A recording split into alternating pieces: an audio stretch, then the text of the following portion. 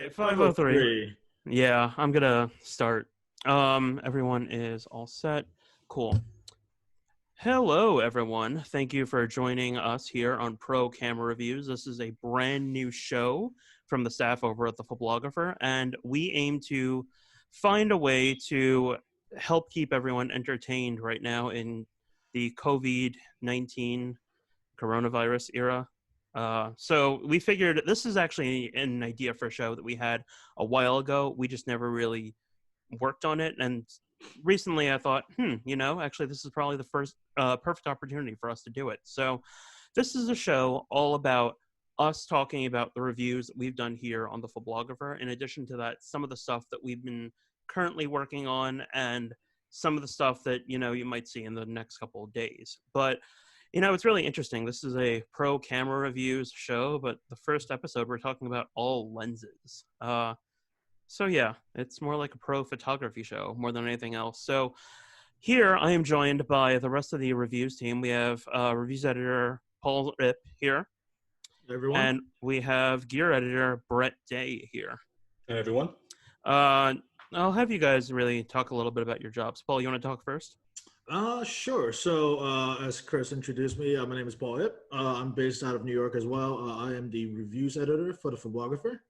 And I do a lot of the technical stuff for the site, kind of the geekier side of photography, if you will.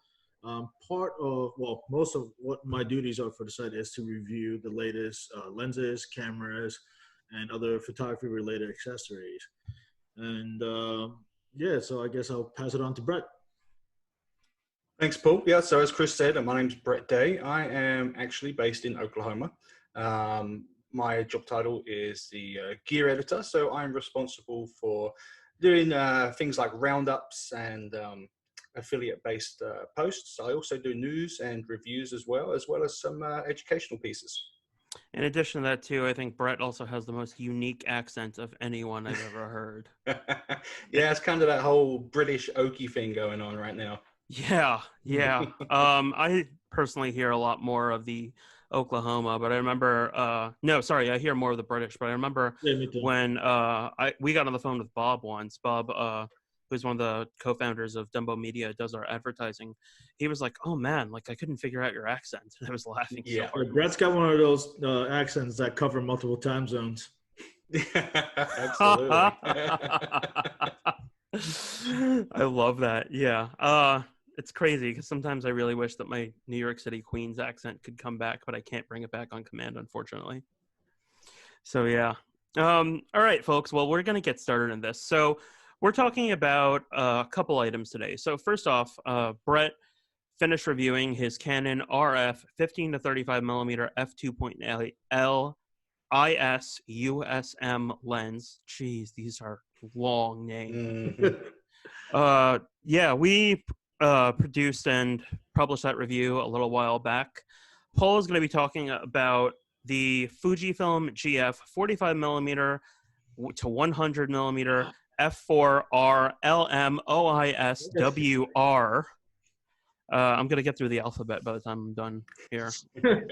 And I'm talking about, we're all going to be discussing this, the Sigma 24 to 70 millimeter f2.8 DGDN HSM lens. And lastly, we're going to end this all by answering a question that you guys have been typing into our search engine a lot, which is, do you need an f4 or an f2.8 lens?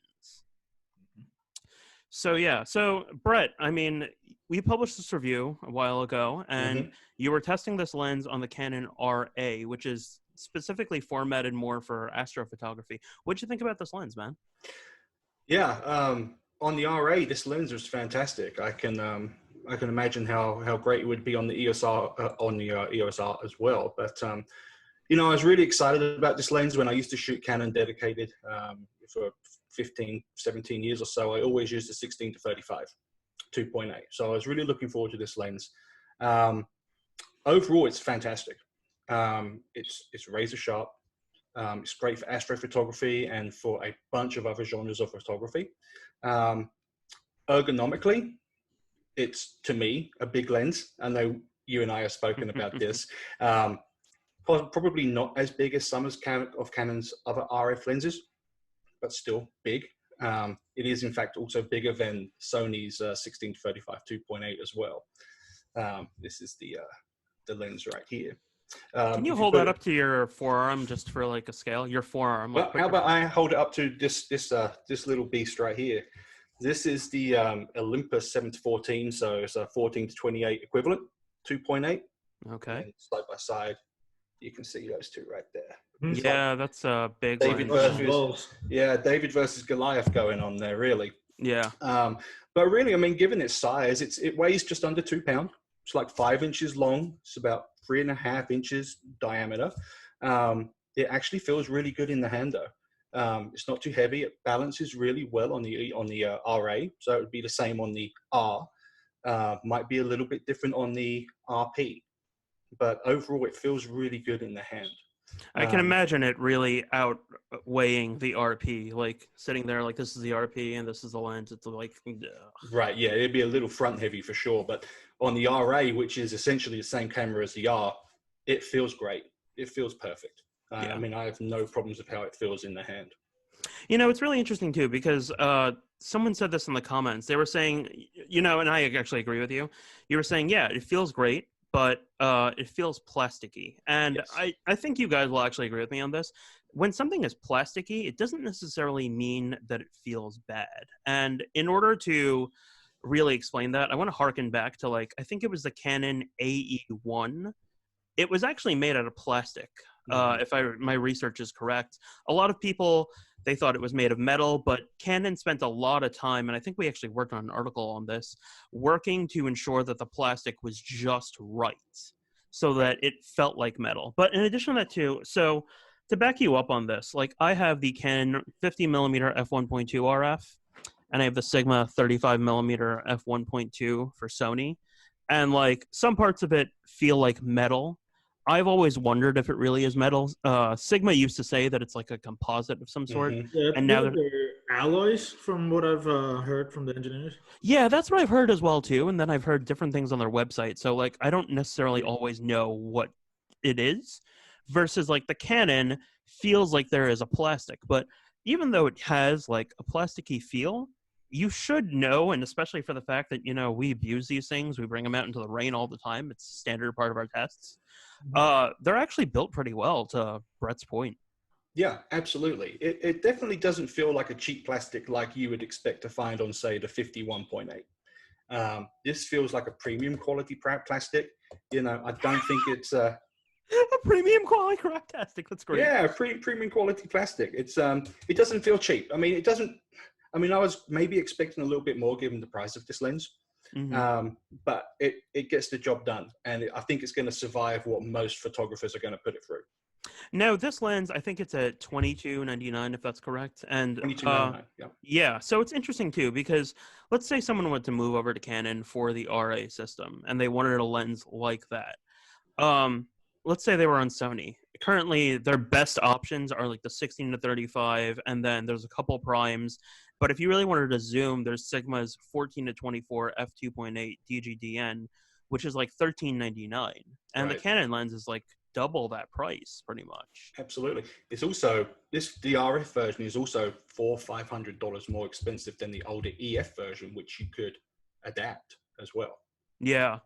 Well, just as a counterpoint, though, like I believe we seem to be seeing a trend amongst all the mirrorless manufacturers, because just by comparison to Sony's own 16-35 2.8 G Master, I think is exactly the same price as the RF, and although it's a little bit smaller. So you know, the whole price argument is it's hard to gauge, because right now we only really have two premium ultra wide zoom options on the market.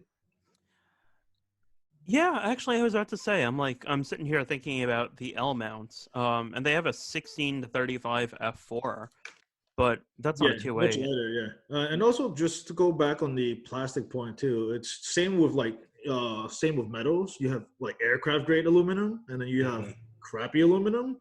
You know, Chris, we can both attest to it. We've seen, like premium brand aluminum accessories that just look like someone sat on it, like looks like someone like big lumps that got sat on. And the same goes for plastics. You have as Brad put it, premium like build plastics, and you also have like crappy plastics. Because you could, there are some really, really strong polymers out there, and so just like plastic isn't always bad. Exactly. Yeah. Also, plastic doesn't rust. Say it one more time. Well, plastic also doesn't rust. Yeah, but I mean, to be honest too, I haven't really seen a lot of lenses rust, especially like those old Russian lenses. I know you have a couple of those, Paul. More than a couple at this point, but yes. Yeah. A couple other points that Brett was talking about. He really liked the manual focus, which is pretty important for astrophotography, right, Brett? Yeah, absolutely. I will say one of the gripes I had about this lens in particular, I don't know if you can pick this up on camera or not, the zoom ring and the manual focus ring practically run into each other. I actually had that was actually a con for me in the review. Mm-hmm. It was really easy for me to pick this lens up and not be able to tell which ring my hand was sitting on, because there's no differentiation between the two. Then there is a gap between the custom function ring and the manual focus ring. So that was a con, but the manual focus ring is nice and smooth. It allows for really nice fine control to be able to get those stars nice and pinpoint. And when you combine this lens with the 30 times magnification on the RA to get razor sharp stars, it's perfect. And the focus peaking is also really good too. There's like a digital range finder system built in, if I remember correctly. Into the RA, yeah, it's like a 30 times magnification. Yeah, no, totally. Yep. Something else you were talking about, and I can also attest to, the image stabilization being really good. So a couple of years ago at an Olympus event, I think it was the EM1 Mark II. I was playing with it. I remember hand-holding it to like maybe 16 seconds or something like that, and getting, pretty blur-free shots. And then I tried that recently with the image stabilization on the RF, and I'm still able to do good. I remember me and Jeanette from Pop Photo actually sitting there and like competing with one another very playfully on this. I remember I was able to hold it to like, I think 2 or 3 seconds, and I still got a pretty blur-free shot. Yeah, absolutely. And you're actually talking about the 12 to 100 Pro on the Olympus. That's the lens that has the IS that combines with Olympus's camera stabilization as well. The IS on this is really good. It's actually rated for 5 stops. I was able to hand hold down to half, maybe 1 second, and still get really sharp shots. So it's actually really pretty good. Yeah. So overall, I mean, you really did like the lens. Yeah, overall it's fantastic. You're not going to have any complaints with image quality. The images are razor sharp from f2 to f2.8 and on. Even the corners are razor sharp.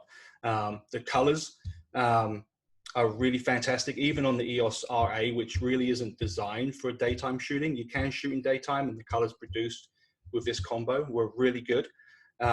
You can get some decent bokeh from it, which isn't really a strong point for most wide angle zooms, but pretty nice, not too bad at all. And there was zero chromatic aberration with this lens. And going on to astrophotography, which a lot of people might buy this for, I didn't see any coma whatsoever.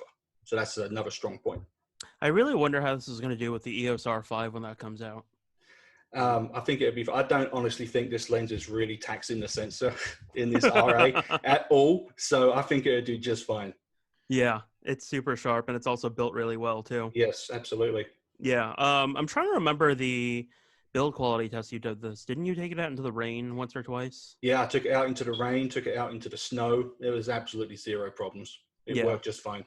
Yeah. And that's what we tell a lot of people. Like, if manufacturers are really saying like there's weather sealing built in or weather resistance really built in, they actually usually mean it pretty well. And we're trying to find ways to incorporate that more, not only into just our reviews, but also like into our product imagery, for example. My new thing is to also like incorporate water into every one of my product images whenever I can. Right, absolutely. Yeah, it's been making a lot of photographers cringe. I mean, I would definitely advise people to not get weather sealed and weatherproof mixed up by any means, but you can get out and shoot in a pinch if you need to, and you won't have any adverse reactions to it. Yeah, and more importantly, like also remember, it doesn't mean that it's waterproof, you know? Right. Yeah. Yeah, you're not really gonna get waterproof with any ILCs. Honestly, you really only see that with like an integrated lens camera, because otherwise, like you have a giant hole in front of your camera, Right. you know. Yeah. Yeah, so there's no amount of proofing that will prevent like anything from getting in. Yeah, I mean, especially for current cameras. Nikon used to have one with the C series, that was kind of like an ode to the Nikonos cameras. But I mean, also we know what happened to all of the C series cameras and the 1-inch sensors. So it says a lot, I think. Let's move on. Paul, so you're reviewing the GF 45 to That I 100 am. millimeter This f4. Oh, gargantuan jeez. beast. Hold it Yep, up next to your here it is. This next to gargantuan your hold it up next to your like forearm or something like that. forearm here. This, Jeez. like, if you guys want to talk about large lenses, this guy is huge. Okay. But obviously, it's to be expected because this is designed for Fuji's GF medium format cameras, which currently has three bodies: the GF 50R, 50S, and then this GFX 100 that I'm testing it with. Yeah. So some really great points and some things that leave much to be desired. Obviously, I'm gonna show this to you guys one more time. This thing it's not small by any means. Okay, it's quite large. If you're coming to the system from like from like Micro Four Thirds or just even full frame or crop sensor, you probably will need to completely reconfigure your bag if you shoot, if you like have any inklings of shooting this thing outdoors, because like no conventional camera backpack or messenger bag, shoulder bag is gonna fit this thing in there without being terribly lopsided, and you're jamming this thing in. It's pretty unwieldy, and you're talking to someone that usually like just walks around with maybe a wrist strap on the camera. Like, I mean, I'll walk around with this with just a wrist strap also, but it's pretty cumbersome. Like, I've gotten a whole day shooting with it. It's not horrible, but you could definitely feel it in your arms afterwards. And if you've been skipping like your bicep curls for the last like God knows how many years, good luck lifting this thing. What's the weight on that, Paul? So here's the thing. The lens itself is not that bad. It's a little over 2 pounds. Okay. Which by medium format standards, nothing crazy. Mm-hmm. The camera itself is pretty chunky and heavy. I was going to say, between the two, you're looking at like 5 pounds. Yeah, it's got an integrated, you've used this camera, it's got an integrated dual battery grip, which could be improved. And this is coming from someone that prefers shooting with vertical grips, since, I come from a portrait background. And, just go over the lens real quick. You've got, this is the manual focus ring. This is the zoom. Yeah, it's not internally focusing, so it gets even larger. But there's a nice amount of resistance, so you're not going to accidentally like adjust your focal length once you have everything locked in. And here's the aperture ring. And you're also going to find I don't know if you guys can pick it up. Yeah, we can see that. Stabilization. Yeah. So you can turn it on or off. So I will give it to Fuji. Their image stabilization on the GFX system is excellent when hand holding. Like, I can walk around and hand hold the camera. And you're talking to someone that drinks a lot of coffee. So I was going to say, yeah, you're like... My hands are pretty shaky. So, like, my thing is always like, if something's not stabilized, I crank the shutter speed up. And this thing, I've been able to shoot well below the, usually, the conventional wisdom is you double the focal length, right? So I've been able to shoot this at 1:1 or even less. And I've gotten sharp, like perfectly tack sharp images with it. And speaking of focal length, it's a 45 to 100. So the crop factor is 0.79, if I believe memory serves correctly. So if you do the math, it's basically 35.55, 30, call it 36 to 79. So so this is kind of Fuji's version of a 24 to 70 for their system. And f4, doing the math, it's the maximum aperture is about an f3.2, full frame equivalent. In terms of depth of field, but in terms Yeah, of yeah, light sorry, pattern, yeah. yeah. Oh, yeah, it's a great lens. The problem is more with the system itself, and Chris can attest that we've gone out shooting, prior to this whole COVID-19 mess. We've gone out on photo walks and shooting long exposures or just landscapes. Hand holdings, it's great, it's super sharp, but if you're shooting long exposure for some reason, probably because due to the size and the weight of the system, if you're in a very windy environment, you're going to run into issues where anything that's longer than maybe 30 seconds, you're probably going to get something blurry and not really usable by conventional sense. You could probably go, do some long exposure, like paintings, like, in-camera paintings, like, Chris is a fan of. You could certainly do that. But if you're just shooting it, like conventionally, you're going to run into some issues. Mm-hmm. But overall, it's I'm pretty positive about this lens. So let's say, okay, you're going, let's say in a couple of months, this whole coronavirus thing, it's gone, Hopefully. and you decide to go to Norway or Iceland to try to do some landscape stuff, but it's a really windy day, and you put it on a tripod, and you try to shoot with this thing. What do you do to keep it stable then in that case? Well, so here's the thing. So obviously travel tripods are great because it's less heavy, right? Yeah. But the trade-off is you're using a less stable platform because it's not as stable. So this is one of those times where you kind of just have to tough it out and, haul a sturdier tripod with you.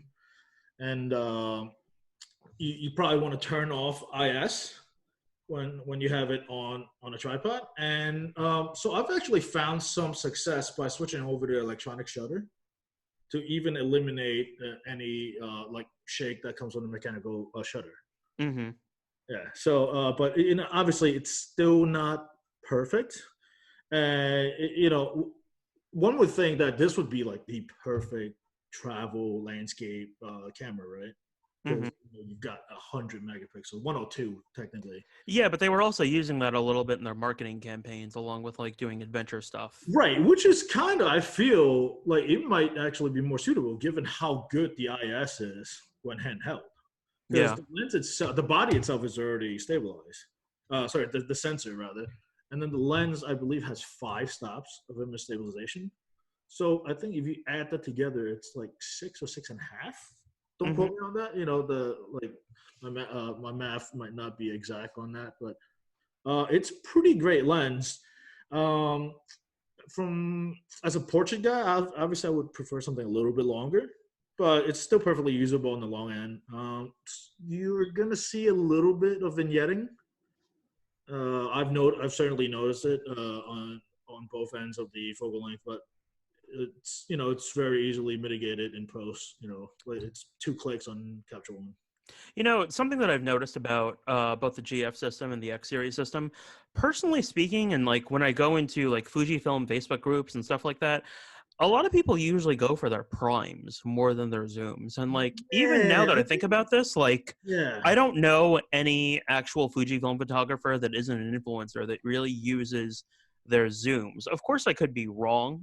Brett, you might have a little bit more sales data from that from like the holidays. I know we sold a bunch of GFX 100s. Yeah, mainly the primes that were selling more than anything else. Yeah, that's what I thought. I know our audience really likes primes too. Yeah, they've always been like much better in terms of putting out like their primes, and that's not just that's based on the testing we've done internally as well. Just some of their I'm not sure why that is. Like they're not bad. It's just the performance isn't as great as their primes. Yeah, no, totally. What sort of build quality test have you put this through?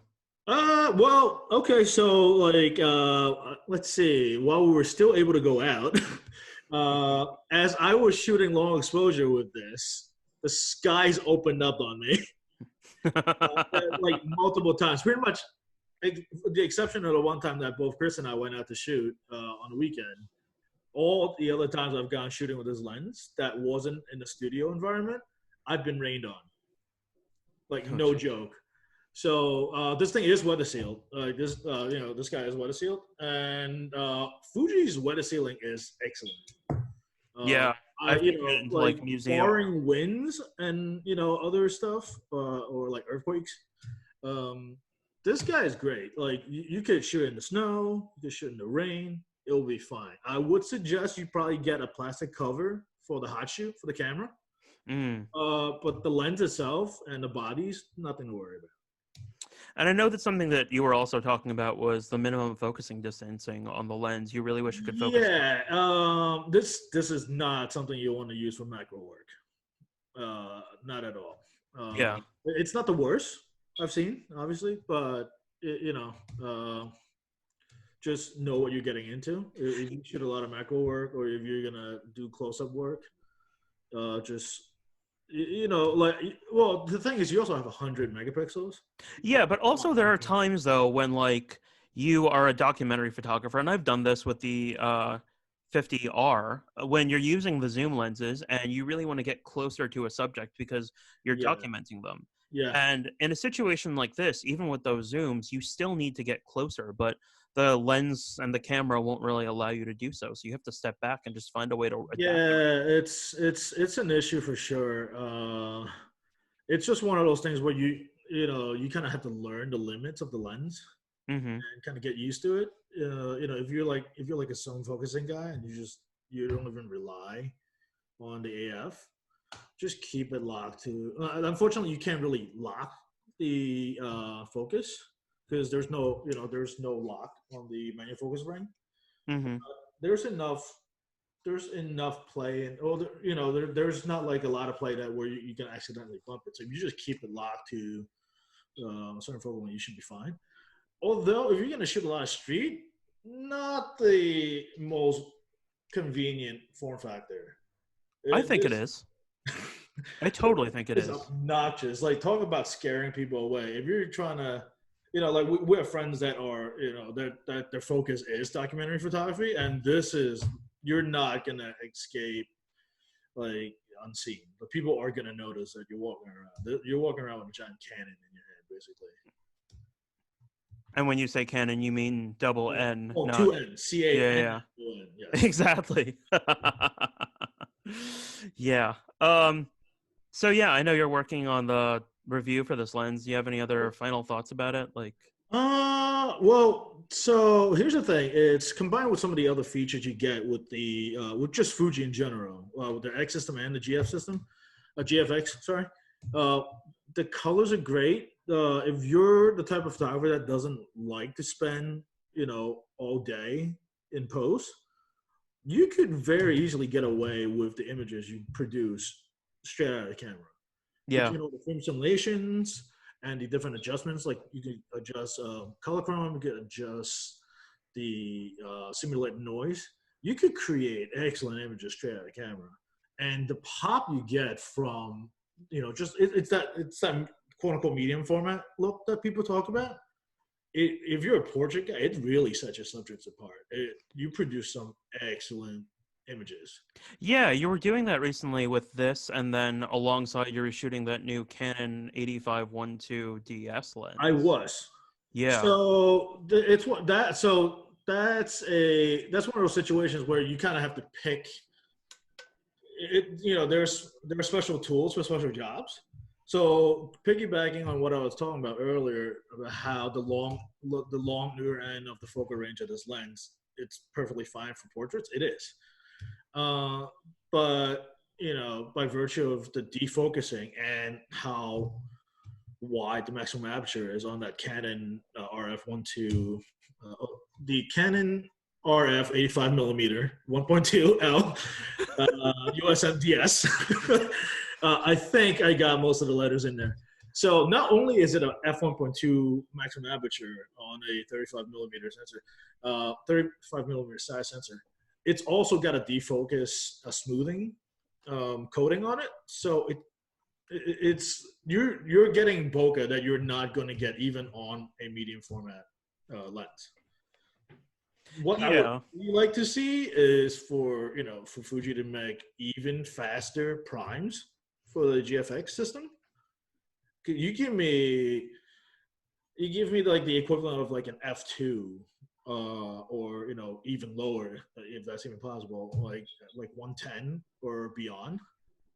You will make portrait lovers like just take out a loan, put their house on mortgage. They're gonna go buy this thing. Like if you're a portrait guy, you can create some beautiful images. Whether or not that will happen, we'll see. Given the current state of the world, might have to wait a little bit. Yeah, they have a 1.8 lens on the roadmap, but like this isn't even like a proper 645 sensor. I really think that No, they could do something. it's a 3x4 aspect ratio. Yeah, I really think that they could do like 1.4 lenses or 1.2. Like Yeah. physically, in terms of physics and stuff like that, I also think it's possible. Especially with a company Also like like Fuji. given like Fuji's autofocus is excellent, and their eye and face detect is also pretty good. It's not as at the same level as Sony's, but it's I would say maybe they're like maybe number 2 in the market. Even better than Canon. I was about to say Canon's new stuff. Yeah. Well, so here's a caveat with the new. So this is where firmware updates play a huge difference. When the R and the RP first came out, the AF was doo doo. Yeah. It was hot garbage. With the later updates, I believe 1.4 on, the AF performance is phenomenal. That's not to say there aren't other issues with the the EOS R system, but it basically completely like did a 180 on that system, and it's a lot more usable now. So right now, I would say Fuji and Canon are kind of like even keel. Sony's still leading the pack, but so you have such razor thin focal plane, but with their excellent eye and face detect, you're still gonna get tack sharp images. So I'm excited to see where things go after all this COVID-19 stuff. Hopefully, we'll see some of those lenses. Yeah. Knock on wood. Yeah. Any closing thoughts? Brett, any questions before we move on? No, sir, I don't believe so. All right. Thanks again to everyone that's tuning in. We really appreciate you. So now I am talking about the not as many letters in the alphabet, thankfully. The Sigma 24-70 f2.8 DG-DN HSM lens. Hey, Paul. Yes. How do you know that a Sigma lens is designed for mirrorless? Isn't it like the last 3 letters, or I think so, right? Or they just add an adapter at the end. I'm talking about in terms of the monikers. Yeah. Shoot, at one point I memorized all their naming schemes. Yeah. Yeah, it escapes me right now after talking about. Brett, do you have any idea? I want to say it's the DN moniker, isn't it? That denotes it's mirrorless. Yeah, that's absolutely correct. Yeah, if DG something is the DSLR, right? No, because this is both a DG and a DN lens. Yeah, I gotta brush up on that glossary, man. Yeah, they've been updating it, and like we have it on our own Sigma lens guide for primes. Mhm. But there are a lot of things. DG basically means that you can count on it to be like one of your better lenses. But DN is really the moniker so that you know that something is mirrorless. So I reviewed this lens on the Sony A7 III. I purposely did it on the A7 III because during my testing with the A7R4, I'm sorry, I did it on the A7R3, not the A7 III. The testing with the A7R4 that we didn't really find the autofocus to be as good as the A7R3s. So that was one of the reasons that. And I mean, if you look at like DxO and stuff like that, the R3 is still outdoing everything. Plus, I still own the R3. So I was just like, all right, fine. Like, I'll test it for people that, haven't really wanted to upgrade yet, but are considering maybe another lens. So this thing in terms of image quality is really, really fantastic. When I was sitting there comparing it, I was really trying to figure out if I should really compare it more to the G Master or if I should compare it more to the Tamron 28-75. And because of the price point, this thing is like 10. It's in my notes. It's really, really affordable. It's like 1024 or something like that, or 1050. It's really amazingly affordable. And I sat there and I'm like, well, Sony's is a lot more expensive than that. And Tamron's is, I think, under 1,000 right now. And I was like, yeah, so, it really makes more sense more at that end. So it's slightly sharper than the Tamron. But the Tamron, I actually think, focuses faster, partially because there are lighter lens elements in it. It's smaller. But in addition to that, too, I mean, where I really saw problems with the autofocus was when I was photographing a party. So I'm a member of the Norwood Club here in New York, and I decided I would help them out by shooting a party for them. But I'm like, yeah, I might as well get something out of this. Let me just test this lens while I'm at it and use it with a flash. So I had that right next to the EOS R. And the EOS R in low light and also with the 51.2, when I stopped it down to 2.8, the EOS R was still running circles around this thing in low light for autofocus. But in addition to that, too, I think, I'm sort of conflicted on this because sometimes when I say that the autofocus is very slow, manufacturers of the lenses will be like, oh, well, it's the camera manufacturer's fault. And then when I talk to the camera manufacturers about that, they're like, oh, no, it's the lens manufacturer's fault. And they'll say this in closed doors behind one another. And it's just this like really vicious game of them going back and forth blaming one another. Yeah, it's like this. Yeah, so, I mean, we can't really do anything about it. But what I can do about it, and I know I actually have control over, is I clean the contacts on both the lens and the camera a lot. And you can do that with isopropyl alcohol. It's the same thing you can use to, try to kill viruses. And it's also great for just overall cleaning electronics. So I was using it with that, and the focusing was better. But even so, even a low light, it would detect a face and it would detect an eye, and it would say it's in focus. I'd get the little green light of confirmation.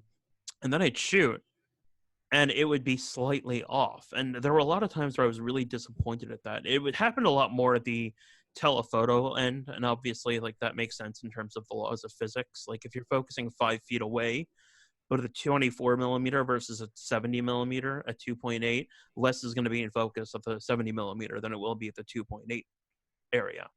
But when it did really nail the focus, especially with flash, because you get all those nice specular highlights, it was super sharp. And I really like this lens for that. The autofocus, though, I mean, I can do without it. A couple other things that I really didn't like, the distortion, actually, at the wider end of this lens, it was quite apparent. And you can fix it easily in Lightroom or Capture One or something like that. But at a certain point, like, I didn't really come to expect that much distortion or even that much vignetting at the wide end. The other thing was this weird little annoying soft lock. I really wanted it to be a hard lock. So it's this little thing right here, right? Mm-hmm. And when you turn it, it immediately disengages versus it just staying locked. It's sort of weird. So when you put it in your bag, and the philosophy behind this is it won't really give you issues with lens creep or something like that. And right now, I'm doing this, and I don't really have any issues with lens creep, so that's fine. But I think it would be a lot more useful because there are different settings here for 24 millimeter, or 35, or 50, or 70. I would love to be able to use this lens and go through a party, set it just to 35 millimeters or 50 millimeters, and just shoot the entire party that way instead of necessarily zooming in all the time. That would be a lot more useful to me. Hard locks, I mean, Sigma does it with some of their lenses, but they didn't do it with this. I felt like it could have been a lot better. I didn't necessarily have a problem that much with image stabilization, but I did mention it in the review because I know that Paul would mention it and other photographers I know would mention it. When I was talking with Sigma, and we actually did like a short interview with them about this, they wanted to find a way to keep the lens as affordable as possible. And if they did that, one, it would be a bigger lens, which I understand. And two, it would need to be more expensive if they put image stabilization in there. So if I'm going to show you, so this is the 24-70 2.8, and this is their 35 millimeter f1.2 right next to it. They're pretty much the same size. You guys can see that clearly, right? Mm-hmm. Yeah, they're pretty much the same size. So, I mean, in some ways you can say, oh man, that's huge. But in other ways, I think it's also a testament to Sigma's build quality and what they've been doing with engineering. Like, uh, they were making these gigantic lenses for a while, like the 105 millimeter f1.4. I remember Paul and I were like using them as weights when we were testing it one time in studio. The Bokeh Master. Yeah, and the 14 to 24 DGDN they came out with, it's still also pretty large, but I feel like now they're actually making strides to listen to the community more and actually make smaller lenses, which I really hope they do. Tamron's obviously doing that right now. I think it helps that they're finally starting to design lenses from the ground up for mirrorless as well, instead of just slapping an adapter. Yeah, no, totally. That's actually a great point. The other cool things about this lens, the build quality, in the product images, actually, I quite literally made sure that there were water droplets all over this lens. And, it kept working. Actually, yeah, I can test it out right now. If anyone wants me to do that in the comments, just feel free to. I got some coffee that I can let you pour on top of the lens. I hope Sigma's not watching. But yeah. Yeah.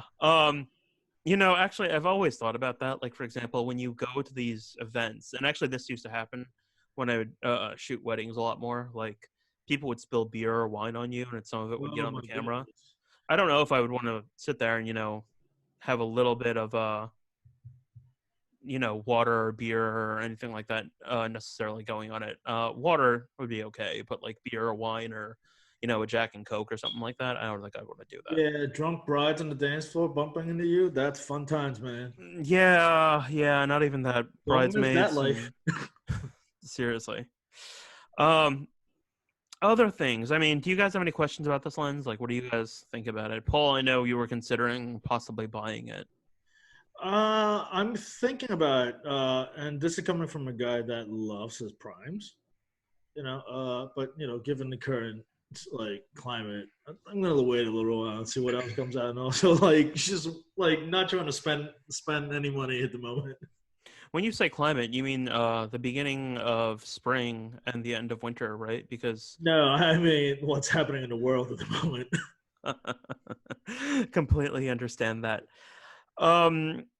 Something else I was also thinking about, so color rendition. Sigma lenses, especially the art ones, used to be really, really super saturated. This one is fairly saturated, but the thing is that, like, with this, I feel like certain lens manufacturers, like, they engineer their lenses for looks, like Canon lenses and Zeiss lenses, Rokinon lenses. They're more about a look, versus some of them are just engineered to be, like, very super specifically, perfectly tack sharp. Like, Clinical. yeah, like Zeiss lenses also do that. They find a way and they charge accordingly. Sony does. Tamron does to a certain point. So with this, I feel like they were going a little bit more clinical, but there is still a little bit of that liveliness to it. You couldn't sit there and look at an image and be like, that's a Sigma. I know that's a Sigma. Especially because, everyone usually does like post-production or something like that. But, I mean, you can do that with other lenses out there. I mean, I can sit there and I can look at, images from a Canon 50 millimeter f1.2 and be like, yeah, it's got that nice medium format type look to it. Yeah, their bokeh is so nice too. Yeah. And Sigma's bokeh here is actually very nice as well too. So I gave this a really overall positive review, but I mean, there are some things that sort of set me back. The price point, though, for the price point, like, you really can't sit there and complain about this, especially if you need a 24 to 70. For what they're asking for. Yeah, it's like $800 cheaper than the Sony equivalent. Yeah, exactly. But I mean, if you just wanted like a 24 to 70 equivalent that was still very good, I'd still probably go for the Tamron. Also, in terms of autofocusing, I mean, Sony owns part of Tamron, so I always personally believed there. I mean, it could be conspiracy theory. Isn't it like 10 or 12% or something? Something like that. I'm not sure, but they own part of Tamron, so I always thought like maybe they're sharing algorithms for like autofocusing. Well, no, but that's also why you notice like none of their lenses directly compete with each other. Yeah, no, I never really thought about that one. Yeah, like the much discussed 70 to 180. Yeah, that we haven't gotten in yet for review, but I mean, I can forgive that really right now. But yeah. Yeah. All right, those are my final thoughts on that lens. Our review has been published. Our review of the Canon has also been published. The Fujifilm review is still being worked on right now. I think Paul's deadline for that is early April or something like that. Yeah, I'm pretty much done with the lens at the moment. Well, not like I can go out and shoot with it anyways. So got a little bit more studio work that I'm going to do with it. And yeah, pretty much look for it next month. Yeah. So the last thing, which a lot of our readers were asking it's interesting. When I created this article, I sit there and I look, and Brett will attest to this, I'll sit there and I'll look at our search engine. So we can read that stuff through WordPress, but we can also read it through the actual direct search engine results that I have access to in the dashboard for Zoom, for Zoomed rather. So people sit there and they'll type in random things. Sometimes I'll see something like f2.8 or f2 or f4 lens. And it's like, okay, they're talking about zoom lenses, excuse me. And I'm sitting there and I'm like, okay, well, we've said a lot about this stuff, but people want to read it again. So I guess I'll create an article about it. So the article that I created about this was answering a lot of the very obvious things. Like, we were talking about this before, weights and what you're shooting and lighting and what kind of camera you have on you and autofocus capabilities and all that kind of stuff. I mean, what do you guys think? Like, why would someone choose an f2.8 lens over an f4? It's honestly, anytime you're talking about one versus the other, it's always conditional. There's no hard and fast rule to it. Like, are you shooting in low light environments? Do you want do you want more, do you want more light hitting your sensor, or, is size and weight a very critical factor for you if you're traveling? These are questions that it's unique to everyone's use case. There's no right or wrong. It's what works for you. Yeah. Absolutely. Like if I'm traveling to Europe and I can only bring one bag, well, I'm not traveling to Europe right now, but like, let's say, if space is at a premium and I don't need that extra, 2 stops, sure, F4 probably be fine. But, like Brett could probably attest to this. If I'm shooting astro, I want as wide of a lens as possible, Yeah, absolutely. It's definitely conditional. Absolutely. Yeah, it's one of those things where, like, like us as photographers, it's always like you always have to weigh the pros and cons, right? I know that lens is ridiculous and I know it weighs a ton, but you know what? Dang it. Like, I want that best possible image quality and I want to shoot as wide open as possible. Then, there's no getting around physics. That's it. A lens is as big as it's ever going to get. Technology can improve, but you don't change the laws of physics. Yeah. The physical dimensions remain the same. Yeah. And I mean, that's also very applicable to, for example, phone cameras. Like, they're always saying, oh yeah, we've got this bokeh, but I'm like, yeah, that doesn't look like actual real bokeh, man. And also you look at the new Samsung, the S20 Ultra, right? Oh, 100, what do they call it? The super zoom? Yeah. It is a potato. Because it's all software interpolated and you're zooming in on a sensor that's the size of a pea. Yeah, I was going to say like a fingernail or something like that. Yeah, it's not even. It's smaller than that. I mean, they managed to stretch it because now they made the lens design sideways, so you have more, depth between the elements. But anyway, it's backtracking. It's always something that you got to weigh your options. My thing is, personally, I probably almost always go for the widest possible lens, just because given the option. Widest aperture, you mean, right? Oh, sorry, yeah. Like, given the option, like, you never know, right? Like, you never know when you'll need something until you need it. Same thing with like focal lengths. Like, you may never think that you need that ultra wide until you need that ultra wide. Yeah, it's always conditional. Yeah, and also you have to look at your budget. If one lens is $2,300, the other lens is $1,000. If you're just starting out, and a lot of people are just starting out, they're usually they gravitate towards a f4, because it's significantly cheaper. So I mean, also in addition to that too, it really varies because, for example, like with the Canon system and with the Sigmas and even with Sony's and all that, like there's a 24 to 72.8 and then there's a 24 to 105 f4. And some people actually genuinely need the longer reach. And I've always Right. really sometimes liked the longer reach. Like Mhm. my bread and butter lens for a while was the 24 to 105 f4 when I was a paparazzi and when I was a wedding photojournalist. And then after a while, I just switched lenses to the 35-1.4 and I didn't really look back. So I think it also depends, back to what you were saying, really what you're shooting. Yeah, for sure. But in addition to that too, I mean, weight, you were talking about that a little bit, but I think that's actually a very big factor Mhm. for certain types of work. Like if you're on a trade show floor or if you're in and that goes for a lot of journalists that we work with, or if you're at an event where, you have to be there and you have to move around a lot, you might want to keep in mind that, you might want something lighter. You think you can actually sit there and hold a 2.8 lens for a really long time, but you really can't sometimes. Yeah, fatigue becomes an issue for sure. Yeah. Yeah. Yeah. Another thing to consider too, just between like the 2.8 versus 4 argument, and also the reach in terms of focal length is camera bodies themselves are continually evolving and improving. So you've got cameras like I upgraded to the A7R4 recently. That thing has 62 megapixels. The GFX 100 I'm testing 102 megapixels. So having that reach becomes less of an issue because you can crop in.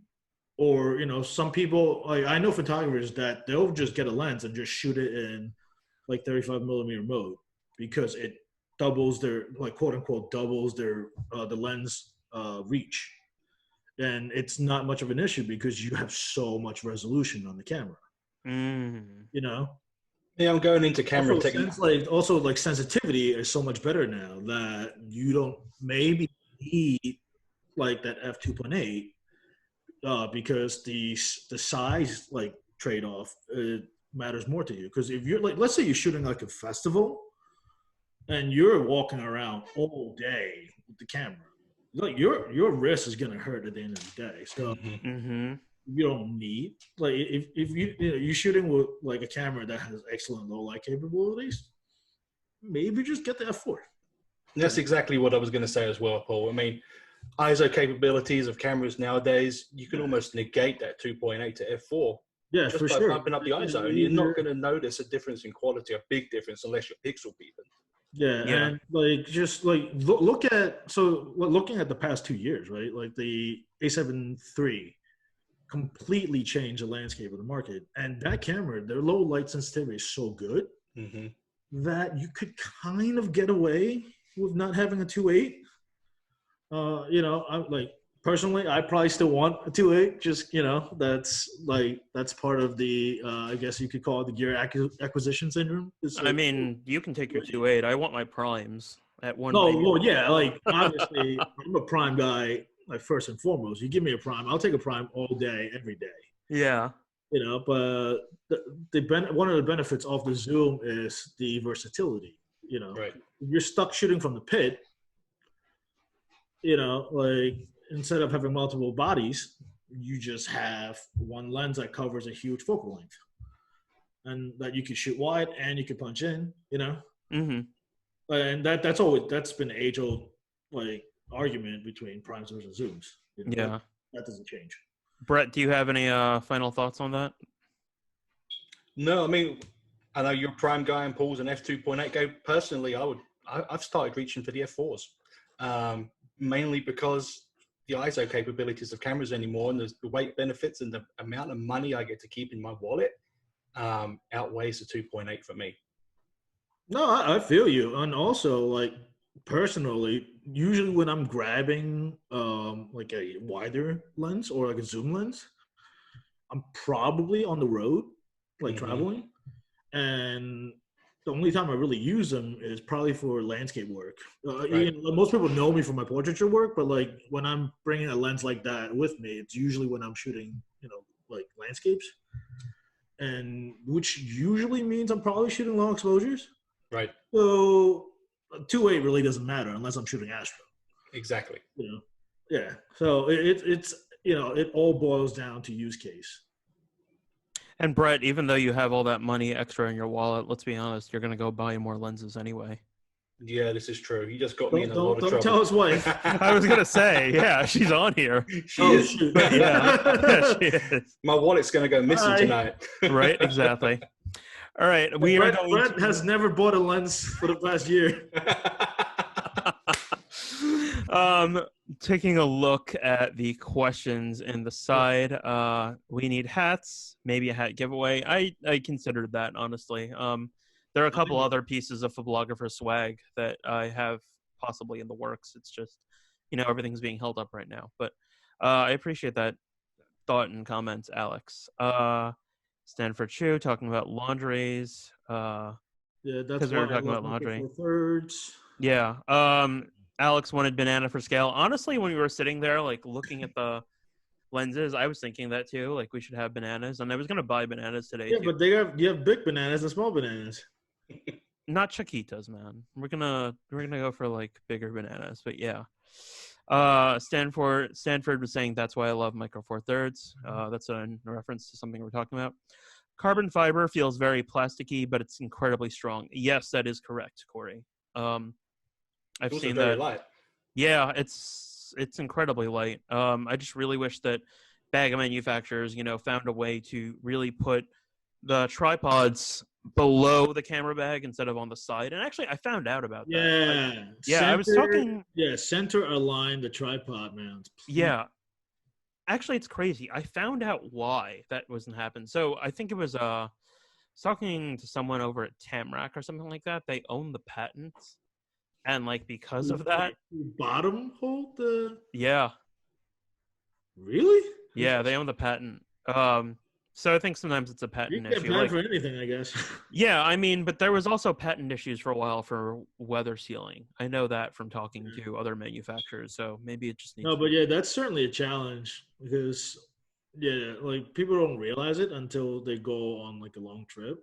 You'd never want your like backpack to be like lopsided. Yeah.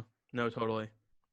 Yeah, for example, I'll have a tripod and then I'll have a thermos and then I'll try to put my cape somewhere. My cape is also like a poncho usually.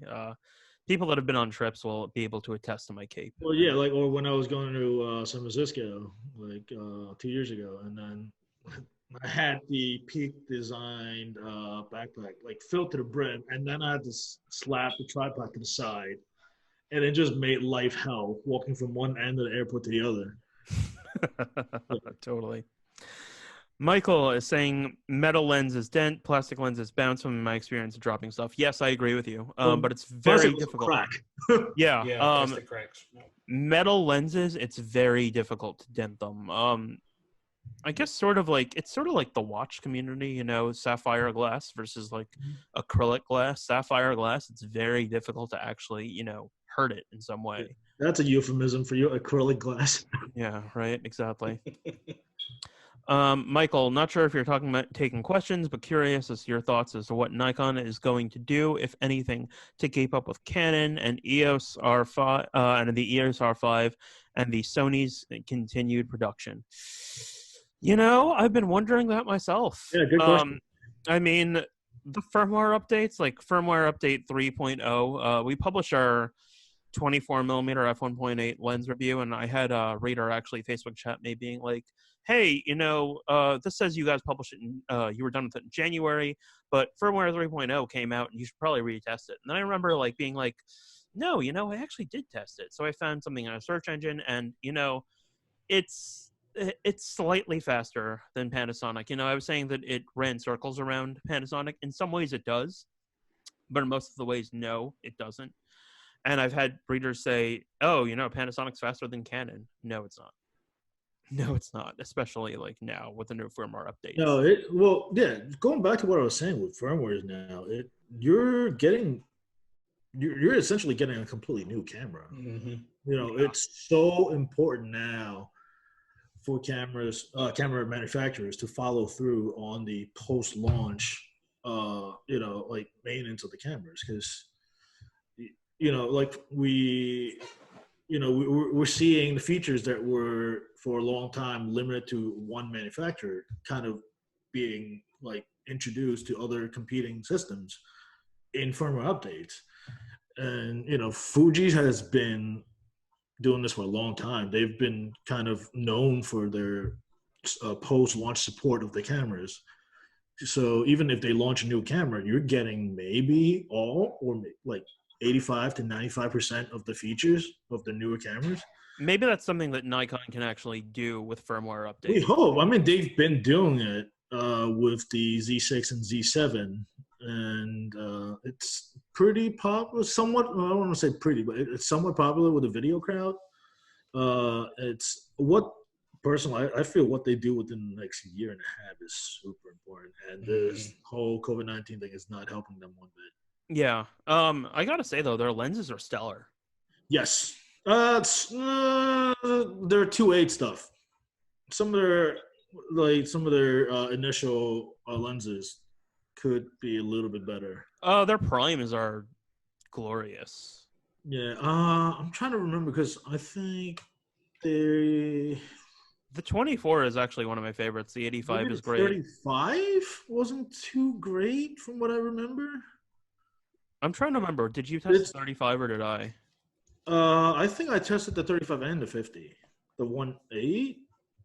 No, I think I tested the 35. Yeah. But okay. Well, anyway, like I remember like their original batch of like entry-level primes, they were decent, but not great. And, you know, compared to some of the quote-unquote entry-level prime lenses in competing systems, you're getting more for your money there.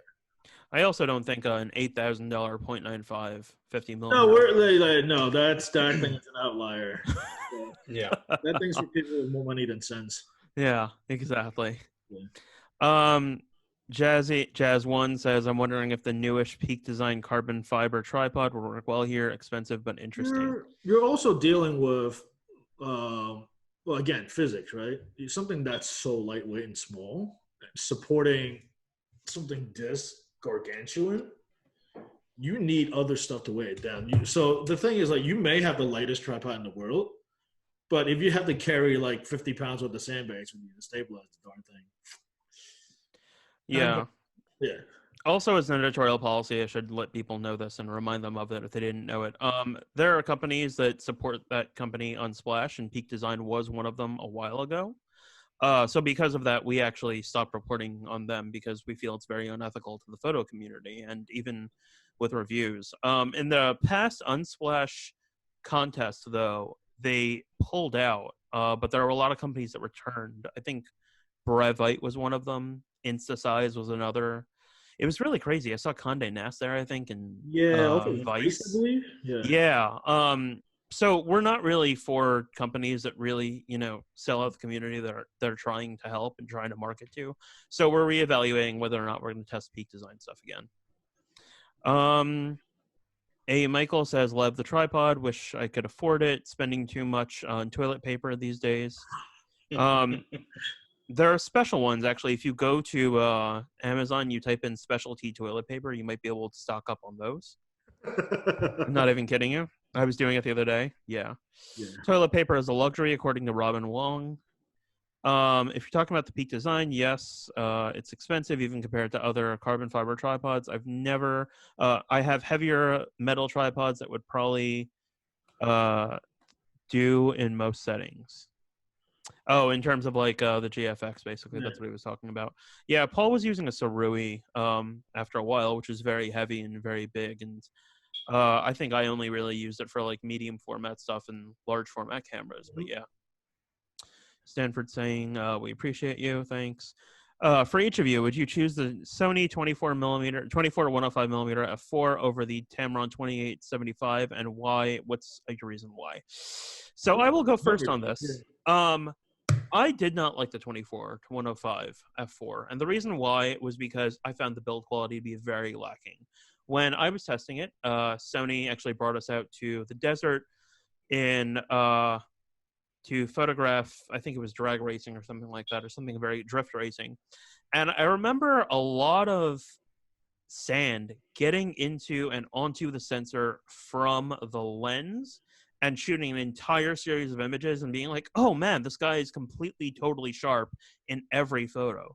But then there were sensor problems because all the dust was on the sensor. And it was like, great, I need to go back and I need to go retouch all of this out over and over again. So personally, because of build quality, you know, Sony's really great with the G Master stuff, the G stuff, with the exception of the 35-1.8. There isn't really a lot of G stuff that I really like over necessarily the Tamron stuff. The Tamron stuff, I know when I was testing it, New York was basically having like monsoon, like rain, and I went under an scaffolding, excuse me, and there was a lot of water coming down, like almost waterfall style. I have this in the review, and I put that all over the Tamron lens, and it kept working. So at least for me, reliability and build quality, like Tamron, I know I'm not getting that reach, but I'm getting a faster aperture, I'm getting the build quality and reliability, and that's more important to me. Paul, what do you think? Oh, I was just commenting on how good Tamron's weather sealing, or rather resistance is. And just this goes back to the whole plasticky thing, right? I'm like, sure, the lenses feel plasticky, but like I can confidently go shoot in the monsoon and know that it's not going to fail me. Yeah. Brett, I'm guessing you would go f4. Actually, on this one, I would go with the Tamron just for the build quality. It's an f2.8. It's also actually only $849, which I think may be cheaper than the Sony. Yeah. On top of that as well, I mean, you get a 6-year warranty with Tamron stuff too. So if something ever messed up with it, it's got a 6-year warranty. I will say though, as a counterpoint, I do know a lot of people that swear by the 24 to 105. Yeah, so do I. I think I think Michael, this might be one of those here. examples where like the sample variations, like maybe the QC is not that good on the lens. I don't know. But some people swear by it, say it's the sharpest lens in the world, and then some people completely detest this lens. I mean, that happened too with the original Canon 24 to 105. Like a lot of people had lens creep, and then certain focal lengths it wouldn't be really sharp. So maybe like G2, I don't know. G2 will floor us all, and maybe we'll take that over Tamron. So yeah. Compare the lens size to toilet roll paper, maybe. Maybe I will consider that for the next show. I had any left. No, just kidding. Michael, how is Pentax still in business? Ouch. Oof. Because of people like me. Pentaxian in the room here. Yeah, right. There's a Pentax right here. Yeah. Yeah. Robin was saying Pentax was bought Ricoh, so technically Ricoh was still alive, so is Pentax. Yeah. Kanik is saying Pentax makes a lot of metal equipment. Yeah, a lot of these companies actually do. Canon does, Fujifilm does, Olympus. Copiers and stuff as well. Yeah. And saying, I'm glad you keep track of stuff like Unsplash. We would have known about it if you didn't. It's kind of our job. Yeah. So yeah, folks. I guess at this point, I will end the recording. Thank everyone, but stay on the line because I'm going to unmute everyone. And we can have more kind of conversation, if anything. But thanks a lot, everyone, for tuning in. I really appreciate you. Thanks, folks. Yeah. Thank you, guys. Okay.